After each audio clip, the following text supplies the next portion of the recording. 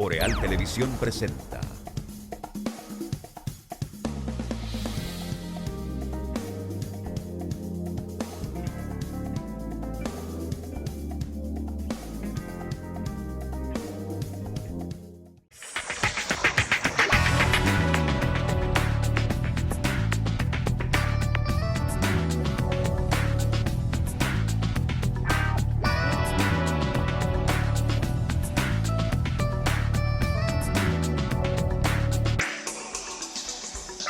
Saludos amigas y amigos, muy buenas noches, bienvenidos a IQ a través de los canales de Boreal Televisión desde Santiago de los Caballeros. Un placer para nosotros estar con ustedes y compartir este ratito de la noche con los principales temas del día, por supuesto con el análisis de cada uno de nosotros, y gracias por acompañarnos en cualquier rincón de la República Dominicana, así como también en nuestras plataformas y aplicaciones digitales. Abrazos para todos los que nos sintonizan en cualquier parte del mundo.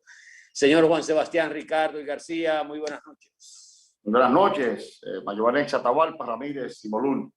Gracias porque están con nosotros. Un honor que nos dispensan. Qué bueno. Y por supuesto, como desde hace 20 años, hablarles al inicio del programa de Agua Cascada, que es la calidad del agua embotellada, la garantía de la salud suya y la de su familia. Agua Cascada, para sus pedidos, llámese al 809-576-2713 de Agua Cascada, la calidad del agua embotellada. Iniciamos con el temario, señor Ricardo y García. Bueno, quiero iniciar con un comentario muy breve que tiene que ver con el anecdotario de la formación profesional de uno. Cuando empecé al ejercicio profesional hace ya poco más de 4 décadas, recuerdo que en los corrillos palaciegos se comentaba con relación a la decisión de los jueces un aforismo que se ha convertido en una especie de sentencia doctrinal y breve, aplicable generalmente a la factibilidad, a los hechos. Y esa frase nunca le he olvidado, y es que los pasillos hablan. Cuando eso se comenta en los pasadores continuos a las augustas salas de audiencia, en una abrumadora mayoría, para no decir en términos absolutos, termina siendo la realidad de lo que el pasillo habla. No sé por dónde se están filtrando las informaciones, pero los pasillos contiguos al caso de Odebrecht están señalando que solo terminarán por presiones ajenas al tribunal muy fuertes, solo terminarán condenados Víctor Díaz Rúa, el abogado Conrado Pitaluga y el empresario Ángel Rondón. Ajá. Recuerdo que alguien me dijo, los pasillos hablan, y no creí eso nunca hasta que me di cuenta de que lo que hablaban los pasillos terminaba a ser coincidencialmente el elemento nodular de la sentencia que se esperaba. Pero dicen ahora que los pasillos hablan y que esto va a terminar por presiones que no se sabe de dónde se originan, por presiones para que solo 3 de los 6 encartados sean los que resulten mañana condenados. No sé el nivel de resistencia, no sé a qué esto obedezca. Tú sabes que ahora mismo la justicia está envuelta en otro proceso de cuestionamiento bastante conmovedor.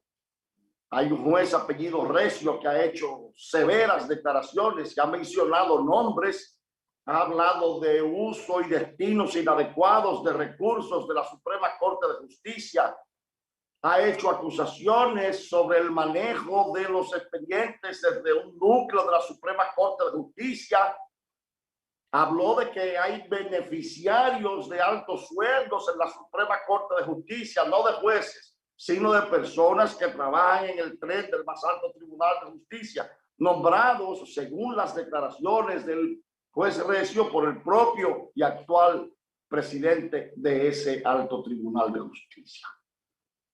A esto uno que otro juez ha dicho que eso no tiene razón, que eso es una campaña difamatoria, pero esta es la hora, Atahualpa, que nadie ha dado una respuesta precisa a las declaraciones que con toda responsabilidad ha dado un juez que también forma parte del Consejo Superior de la Administración Judicial.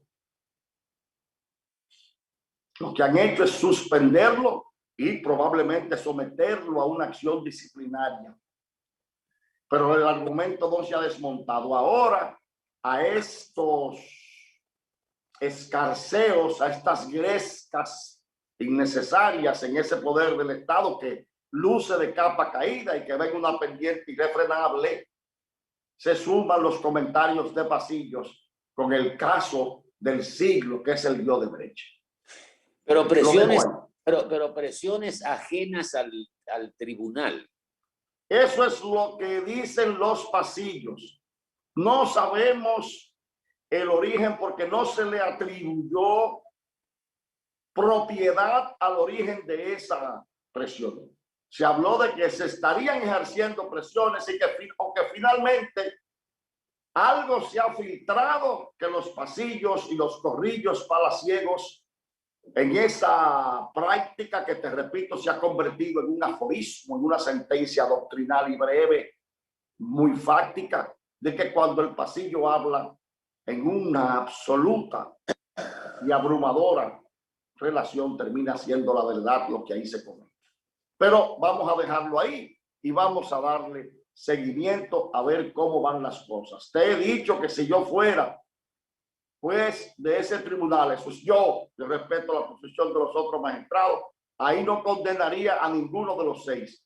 No porque defienda el hecho de que se le imputa porque hubo sobornos, sino porque al parecer y a pesar del esfuerzo que han hecho a los actuales miembros del Ministerio Público, ese expediente fue profundamente maleado y dirigido para que en la etapa de la ordalía, es decir, del juicio, pues tenga debilidades que quizás puedan ser insuperables. Voy a hacer una pregunta tonta. Si hubo dinero para sobornos, ¿dónde están los sobornados? O sea, ¿a quién se le dio el dinero? Y si no fue así, entonces he dicho en varias oportunidades que el empresario Ángel Rondón le hizo un cubo a Odebrecht que le cobró por una supuesta distribución de dinero y no lo repartió. Y si se acusa a un expresidente del Senado y en principio a un expresidente de la Cámara de Diputados o a 2 expresidentes del Senado y a 2 expresidentes de la Cámara de Diputados, se involucraron en ese expediente que luego sacaron a un expresidente de la Cámara del Senado de la República y a un expresidente de la Cámara de Diputados. ¿Valía el voto de la presidencia de la Cámara de Diputados y la presidencia del Senado de la República única y exclusivamente por influencia para aprobar los contratos de Odebrecht? O sea, no. ¿Quién se va a creer ese caramelo? Cuando al principio se nombraron a senadores y diputados que supuestamente habían recibido el soborno. Y recordamos el caso de los tucanos, donde un senador también fue mencionado y que luego se echó de lado. ¿Tú recuerdas? Un senador que fue mencionado en el caso de los tucanos, que después quedó fuera del expediente y solo se quedó el coronel Piccini. Entonces, ¿cómo usted me habla a mí de sobornos sin aparecer los sobornados?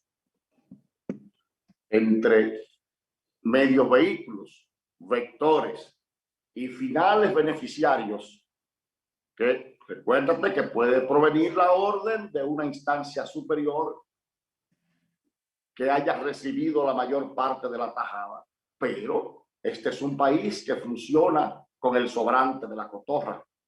Recuérdate que aquí que la cotorra siempre come y deja caer la mitad de lo que come, una parte posiblemente. Ahora, cuando los pasillos hablaban, los contiguos a la Procuraduría General de la República al inicio de este expediente, se dijo que desde Brasil se informó de manera oficiosa que habían 40 involucrados en una lista. 40. Nadie sabe qué pasó con esos 40, que luego se redujeron a mucho menos y finalmente, porque eso fue armado para ser desmontado en etapas, Atahualpa. Primero, no se incluyó a todo el mundo, y eso se sabe. Y eso se sabe. Segundo, los que podían ratificar quiénes eran los 40 no han sido interrogados, no han sido investigados, y esas pruebas no figuran en el expediente. Y nunca fueron recabadas en Brasil, a pesar de que todo el que quiso lo hizo. Y me refiero a los otros países donde hubo influencia de Odebrecht de la misma naturaleza delictual. Menos aquí. Tú recuerdas que todos los decíamos, todos los ministerios públicos de Perú, de Panamá, de Colombia, de Argentina viajaron a Brasil y obtuvieron información de primera mano. Y en poco tiempo ya habían expresidentes presos, ministros presos. Menos aquí. Aquí hace 4 años que tenemos un proceso de sobornos que está en la primera etapa del juicio, porque tenemos que observar los recursos, ¿verdad? Pero está en la primera etapa del juicio 4 años después.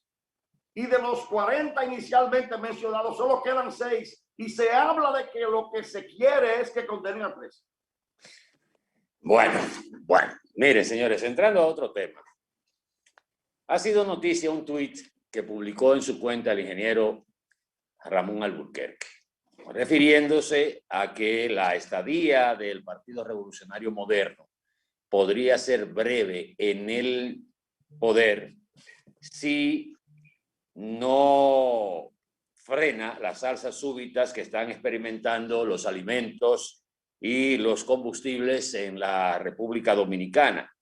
Y también señala como otros factores para esa brevedad en el poder del PRM la no colocación en empleos en el gobierno de su gente, así como aplicar un distanciamiento prudente de la oligarquía. Un distanciamiento de la oligarquía, colocar en los puestos del gobierno a su gente, a la gente del PRM, frenar el alza de los combustibles y el alza de los alimentos.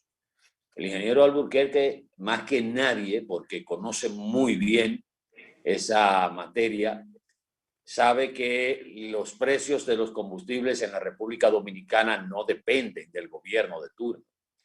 Aunque usted puede alegar la complejidad de la ley de hidrocarburos, el exceso de impuestos para ser distribuidos entre los distintos elementos que confluyen en la comercialización de los combustibles y el gobierno que se queda con la mejor parte, que son los impuestos excesivos. Pero eso no depende del gobierno, a menos que no venga una modificación de la ley de hidrocarburos, se simplifique o se clarifique aún más la metodología para la aplicación de los precios. Pero hay que entender que hoy mismo el barril de petróleo esta tarde estaba chequeando y estaba rondando los $57 el barril del petróleo. Ayer rondó los $60 el barril de petróleo Brent, el nuestro andaba en 56. Y todo parece indicar que va a seguir aumentando el precio del barril de petróleo. Esta mañana comentaba de que era muy diferente el país que pensó recibir, si ganaba las elecciones antes de la pandemia, el presidente Luis Abinader y el Partido Revolucionario Moderno. Un país prácticamente en un despegue, con un crecimiento sostenido durante los últimos 40 años, entre un 5 y un 7%, un crecimiento permanente de la llegada de turistas, un aumento en la llegada de remesas, una baja en la tasa de desempleo, una reducción considerable de la pobreza y de la pobreza extrema, obras en construcción que iban a mantener la dinámica de la economía dominicana, la creación de cerca de 800,000 empleos en los últimos 8 años, a 100,000 empleos por año, si mal no recuerdo. El asunto es que había también una estabilidad en el tipo de cambio, la macroeconomía marchando sobre rieles.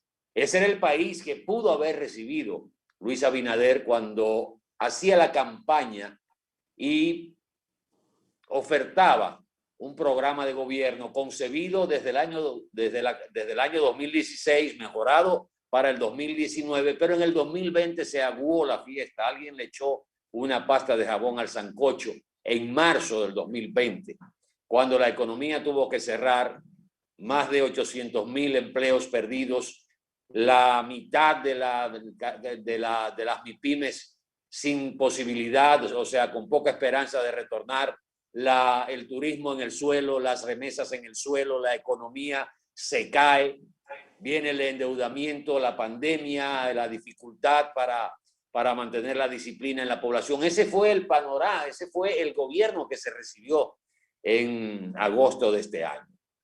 ¿Y por qué traigo esa relación?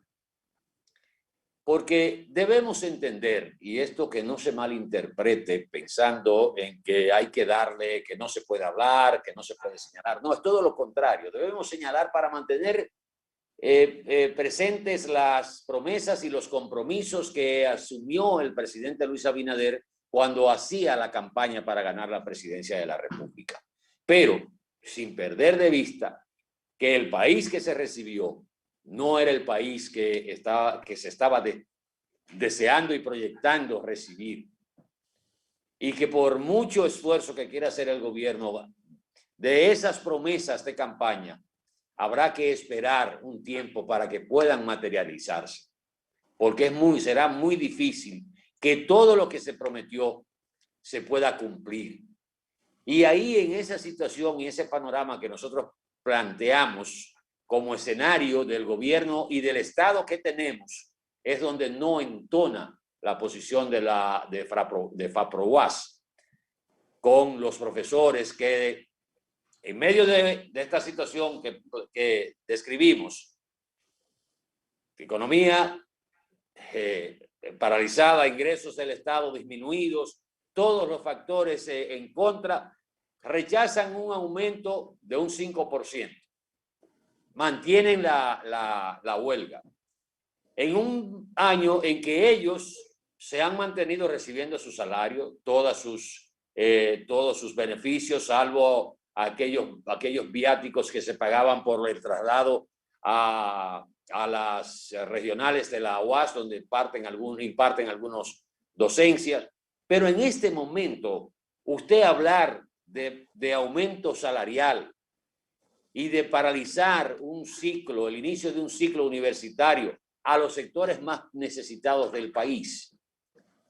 Eso es como si usted dijera, yo no vivo en este país, yo estoy viviendo en un país donde hay bonanzas en los actuales momentos, aquí no hay crisis económica, no hay crisis de salud, no se han perdido casi 400,000 empleos, no van a ingresar de nuevo confirmados más de 200,000 trabajadores que no van a regresar al tejido productivo porque las empresas que trabajaban no van a volver. ¿Cuál es el escenario que piensan los profesores de la UAS que tienen a su favor para hacer este tipo de demanda? Cuando hablábamos ayer del año sabático y todo eso que le beneficia, que se supone que es para hacer algún tipo de investigación o concluir algunos trabajos, pero generalmente no hacen nada. Entonces es tan irresponsable que uno se resiste a dejar que el tema se caiga, para que el gobierno caiga en unas negociaciones que son ilógicas en todo momento. Hemos dicho que los gobiernos no son moneditas de oro para gustarles a todo el mundo. Habrá momentos en que tendrá que tomar decisiones enfrentar a sectores que tienen que enfrentarse porque se desconectan de la realidad o aprovechan cualquier tipo de debilidad para pescar en el río revuelto y amarrarse la correa. Y de vez en cuando quitarse la correa para dar su pela. Tenemos que ir a publicidad, Juan Sebastián. Venimos en el próximo segmento. A la vuelta te voy a decir algo con los Ramón. Venimos ahora.